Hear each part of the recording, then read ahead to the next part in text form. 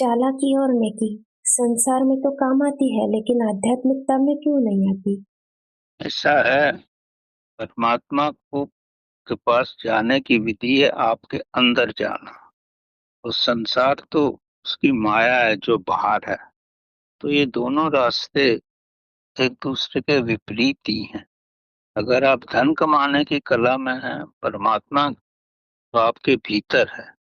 धन कमाने की कला में उसी रास्ते पे चल के आपको हीरे मोती मिल सकते हैं।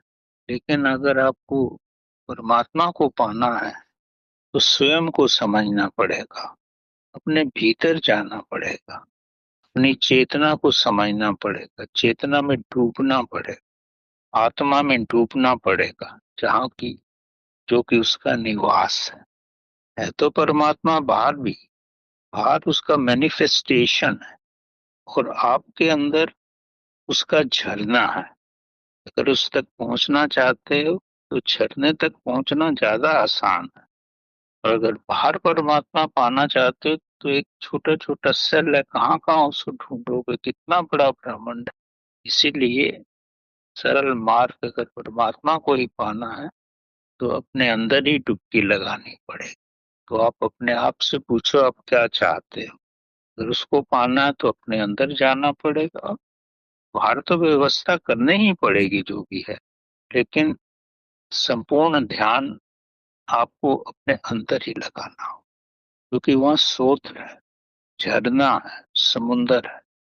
लेकिन जब तक इस संसार से पूरी तरह से आप संतुष्ट नहीं हो जाओगे, जब तक आपको लगेगा कि संसार में मेरे को और कुछ पाना नहीं, तभी आपकी वृत्तियां अंदर जाएंगी, इससे पहले नहीं जाएंगी।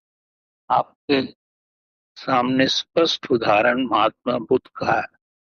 वो तो संसार में ही थे, वो तो राजा थे और राजमहल उनको अग्नि का स्रोत दिखा तो वो इस झरने की तरफ चले।